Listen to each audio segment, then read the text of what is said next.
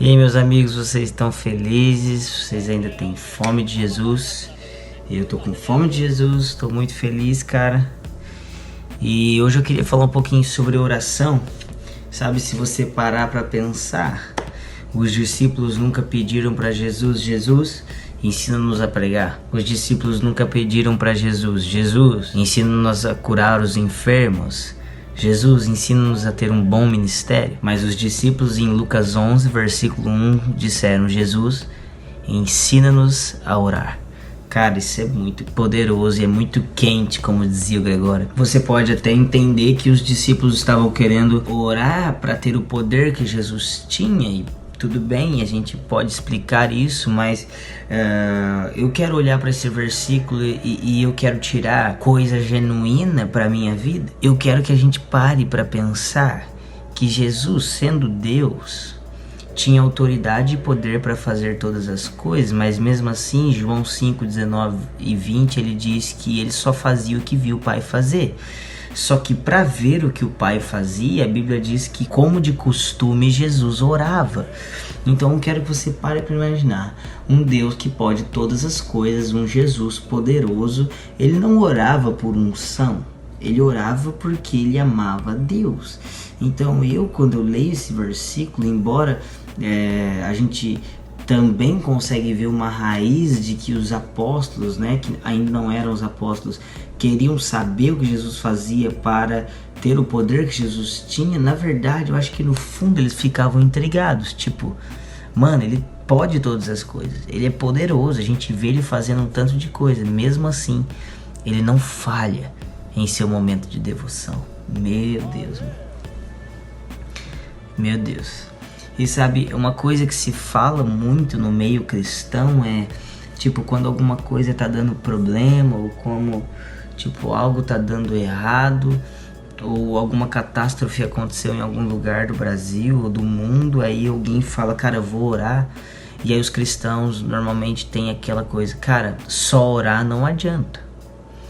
Bom, embora eu ache que Jesus não precisa se mover ao nosso favor quando nós erramos. Por exemplo, cara, eu não pus gasolina no meu carro, então eu tô no meio da estrada e a gasolina acaba, e aí eu ponho a mão no tanque e fico pedindo: Jesus, por favor, abastece esse carro. Bom, pode até acontecer, porque Jesus é misericordioso, mas acima de tudo nós precisamos aprender que da próxima vez se previna.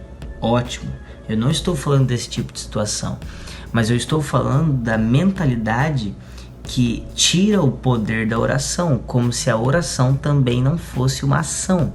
Então, quando me dizem, ora, mas também faz alguma coisa, esse discurso está querendo dizer que orar não é fazer uma coisa.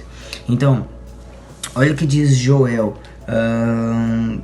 versículo 15, diz assim: tocai a trombeta em Sião, promulgai um santo jejum, proclamai uma assembleia solene. Aí diz assim, versículo 17: chorem os sacerdotes, ministros do Senhor, entre o pórtico e o altar, e orem.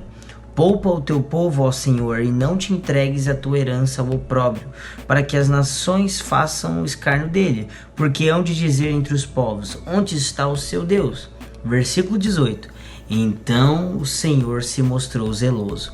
Então presta atenção, Senhor Jesus através de Joel, o Senhor Deus através de Joel, o Senhor Yahvé através de Joel, sei lá, ele disse que pra gente se levantar em oração, pra gente se separar, pra gente jejuar, então Deus tocaria a terra. Segunda Crônicas 7, versículo muito famoso, versículo 14: se o meu povo que se chama pelo meu nome se humilhar e orar e buscar a minha face e se converter dos seus maus caminhos, então eu ouvirei os céus e perdoarei os seus pecados e sararei a terra. Então, meus amigos, a Bíblia, ela não coloca a oração como inferior a qualquer ação. Na verdade, a Bíblia coloca a oração muitas vezes em lugar superior a qualquer ação. Nós precisamos nos lembrar que Nínive foi salva pelo arrependimento e não por obras. Então, a lei, você quer dizer que as obras não são importantes? Não, não é isso que eu estou dizendo. O que eu estou dizendo é que a maior obra é um coração em oração se voltando a Deus. Então, por conta desse pensamento que diminui a oração, a nossa geração está orando pouco. A nossa geração, ela tem dificuldade de orar. Então, meus amigos, a oração também é uma ação, sabe? Não adianta você ir nas ruas pregar o evangelho se você não tem um coração voltado ao Senhor em oração. Você pode até ter alguns frutos, mas você não vai ver o Senhor sarar a terra, porque o método de Deus, o jeito que Deus toca a terra é através de corações que se voltam a Ele, corações quebrantados e contritos, e eu falei disso em um vídeo. Então, quando nós diminuímos a oração, nós diminuímos a fé e nós diminuímos Deus. Então, dizer que alguém que passa horas orando para que Deus toque um lugar é menos poderoso do que alguém que vai e toca aquele lugar, é diminuir o que Deus faz, é diminuir a fé, porque a fé é a certeza das coisas que não são. Então alguém com fé orando no secreto é bem mais poderoso do que alguém com a mão na massa sem fé. Então, a oração também é uma ação, cara. Então, nós oramos e fazemos coisas. Nós oramos e pregamos, nós oramos e curamos, mas orar também é fazer uma coisa. Amém? E aí, meus amigos, gostaram do vídeo? Se você gostou, compartilha, curte aí, manda pros seus amigos, manda no grupo da igreja, manda no grupo da célula, manda no grupo do pastor, manda no grupo de todo mundo. Um abraço.